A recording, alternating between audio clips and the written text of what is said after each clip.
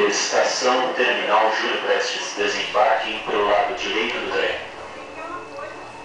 O que seria um dia comum na estação Júlio Prestes da cidade de São Paulo foi bem diferente.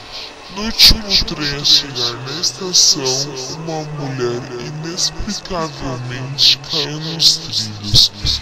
Foi brutalmente morta.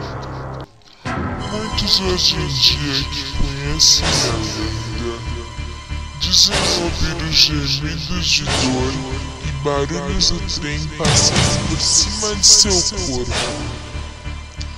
Grupos de adolescentes já tentaram buscar o fantasma da mulher, mas a única coisa que conseguiram foi desaparecer. Dizem que suas almas vagam pelos prédios a caminho da estação.